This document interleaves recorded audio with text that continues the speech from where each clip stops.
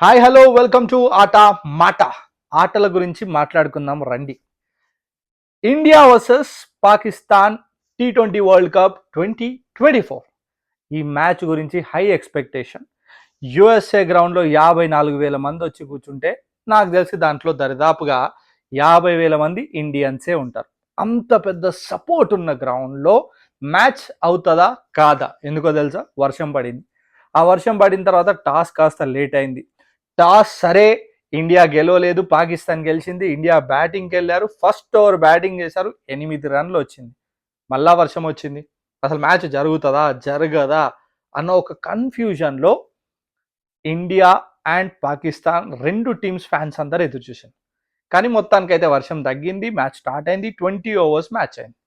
అయితే చాలామంది అన్నారు కూడా విరాట్ కోహ్లీ ఓపెనింగ్ పోవాలి అని. కానీ ఇక్కడ పాకిస్తాన్ టీంతోని మ్యాచ్లో ఏమైంది? విరాట్ కోహ్లీ అవుట్ అయ్యాడు. ప్రెషర్ అంతా రోహిత్ శర్మ మీద. మరి రోహిత్ శర్మ కూడా వెంటనే 18 రన్స్కి ఏమో అవుట్ అయిపోయాడు. సో ఇప్పుడు ప్రెషర్ అంతా మిడిల్ ఆర్డర్ మీద పడింది. సూర్యకుమార్ ఫెయిల్ అయిపోయాడు. అక్షర్ పటేల్ని అప్ ద ఆర్డర్ పంపించారు. సో అక్కడ పంత్ అండ్ అక్షర్ పటేల్ వీళ్ళు కొద్దో గొప్ప రన్స్ చేశారు. అప్పుడే స్కోర్ 80+ రన్స్ ఫర్ 3 వికెట్స్.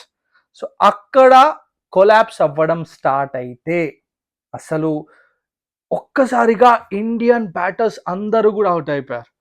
శివం దూబే అసలు స్కోర్ చేయలేదు శివం దూబే నుంచి. తర్వాత డౌన్ ద ఆర్డర్ వస్తే జడేజా అవుట్ అయిపోయాడు. అండ్ లాస్ట్ బౌలర్స్లో కూడా ఎవరూ పెద్ద స్కోర్ చేయలేదు. సో మొత్తానికైతే 119 రన్స్. సో మన 119 రన్స్ పాకిస్తాన్కి ఎగెనిస్ట్గా వరల్డ్ కప్లో ఇండియా గెలుస్తుందా గెలవదా? ఇదే మీరు కూడా అనుకొని ఉంటారు, కరెక్టా కాదు? మ్యాక్సిమం చాలామంది అనుకున్నారు ఇండియా ఓడిపోద్దేమో. కానీ ఎక్కడో ఒక దగ్గర ఆశ పాకిస్తాన్తో అంటే మాత్రం ఖచ్చితంగా మ్యాచ్ గెలవాల్సిందే గెలవాల్సిందే గెలవాల్సిందే అని. కానీ ఇండియన్ బ్యాటర్స్ ఫెయిల్ అయితే మేమున్నాము, మేము కూడా ఇండియన్లో సూపర్ స్టార్స్ మీ అని చూపించారు బౌలర్స్. ఎక్స్ట్రాడినరీ బౌలింగ్ అప్ప. సరే, కమింగ్ టు పాకిస్తాన్ బ్యాటింగ్. వాళ్ళు పవర్ ప్లేలో ఏమైనా వికెట్లు కోల్పోతారంటే ఒకే ఒక వికెట్ కోల్పోయారు. చాలా మంచిగా ఆడుతూ వచ్చారు. 14th ఓవర్ వరకు మొత్తం మ్యాచ్ పాకిస్తాన్ సైడే ఉంది. కానీ బుమ్రా సూపర్ బౌలింగ్. ఎప్పుడైతే బుమ్రా రిజ్వాన్ వికెట్ తీశాడో అప్పుడు చలో ఇండియా గెలుస్తుందన్న నమ్మకం అయితే వచ్చింది. Correct, yes. అక్కడ నుంచి మ్యాచ్ మొత్తం కూడా టర్న్ అయిపోయింది. వికెట్స్ గురించి పెద్దగా వెళ్ళలేదు, కానీ హార్దిక్ పాండ్యా కావాల్సిన టైంలో వికెట్స్ అందించాడు. ఇటు బుమ్రా కూడా వికెట్స్ తీశాడు. ఎప్పుడైతే హార్దిక్ పాండ్యా ఓవర్లో మరొక వికెట్ పడిందో అప్పుడు ఇంకా ఎక్కువ ఇండియాకి హోప్ వచ్చింది. కావాల్సిన రన్స్ 3 ఓవర్స్కి 30 odd రన్ రావాలి. సో అలాంటి టైంలో బౌలింగ్ ఎవరు వేస్తారు అనేది మళ్ళీ ఒక question mark. Siraj super bowling. Bumrah 19th over extraordinary bowling అబ్బా. 20 రన్స్ కావాలి 2 ఓవర్స్లో ఉన్న టైంలో జస్ట్ 2 రన్స్. అలాంటి ఎక్స్ట్రాడినరీ బౌలింగ్ వేసి ఇండియాకి ఇలా మ్యాచ్ తీసుకొని వచ్చి ఇచ్చాడు. అండ్ అర్షదీప్ యాజ్ యూజువల్గా మ్యాచ్ ఫినిష్ చేశాడు. చలో ఇదంతా కూడా మీరు చూశారు. కానీ ఈ మ్యాచ్లో main important thing India failures ఏంటి, ఇండియా ప్లస్ పాయింట్స్ ఏంటి, అవి మాట్లాడుకుందాం. ఏదైతే అందరూ కూడా కోరుకున్నారు కదా రోకో రోకో రోకో రోహిత్ అండ్ కోహ్లీ, నా ఉద్దేశంలో అయితే ఇక్కడ వీళ్ళిద్దరూ ఓపెనింగ్ వెళ్తే ఎంత ప్లస్ పాయింట్స్ ఉన్నాయో అంతే మైనస్ పాయింట్ కూడా నాకు అనిపించాయి. ఎందుకు అనిపించాయి అనంటే విరాట్ కోహ్లీ యాజ్ యూజువల్గా 2 మ్యాచెస్ అవుట్ అయిపోయాడు. అప్పుడు ప్రెషర్ మొత్తం రోహిత్ పైన ఉంది. యాక్చువల్గా ఇంతకుముందు ఎలా ఉండేది అంటే రోహిత్ చాలా ఫ్రీగా ఆడుతుండే, ఒక రన్ స్కోరింగ్ మిషన్గా తను ఆడుతుండే అనమాట. చాలా పవర్ ప్లేలో ఇష్టమైన బ్యాటింగ్ చేస్తాడు, మంచిగా రన్స్ వస్తుండే. ఎప్పుడైతే రోహిత్ అవుట్ అవుతాడో అప్పుడు విరాట్ కోహ్లీ కింద మిగతా వాళ్ళతో కలిపి స్కోర్ ముందుకు తీసుకెళ్తాడు. కానీ ఇక్కడ ఏమవుతుంది, విరాట్ కోహ్లీ రన్స్కి వెళ్లాల్సి వస్తుంది. విరాట్ కోహ్లీ అవుట్ అయిన తర్వాత రోహిత్ తన స్టైల్ని మార్చుకోలేడు కాబట్టి అదర్ స్టైల్లో ఆడుతున్నాడు. ఒకవేళ ఫెయిల్ అయితే మాత్రం రన్స్ రావట్లేదు, కింద బ్యాట్స్మెన్ల మీద ప్రెషర్ అవుతుంది.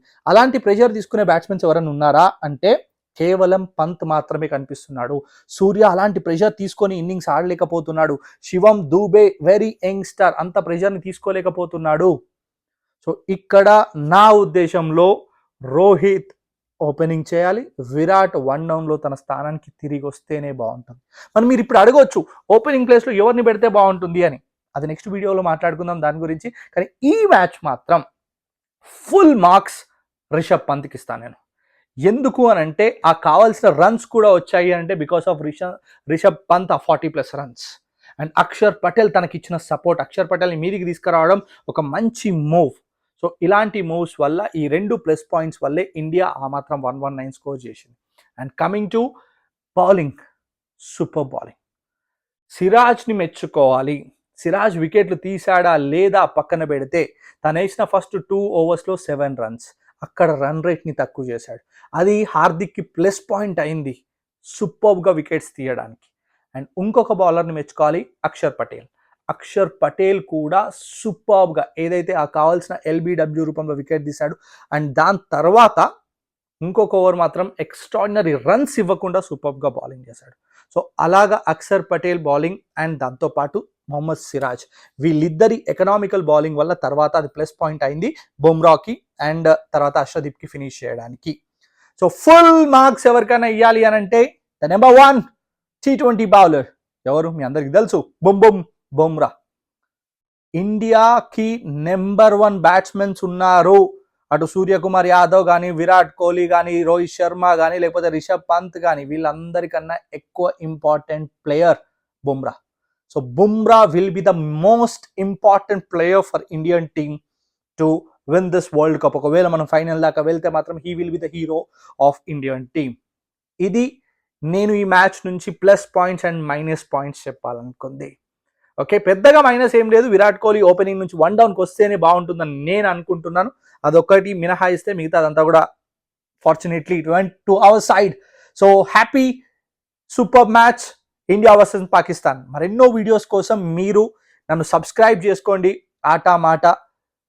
సో ఇంకా కేవలం క్రికెటే కాదు మిగతా స్పోర్ట్స్ మీద కూడా నేను ఇలాంటి రివ్యూస్ కానివ్వండి, ప్రివ్యూస్ కానివ్వండి, ముచ్చట్లు పెట్టుకుందాం. అబ్బా ఏమంటారు?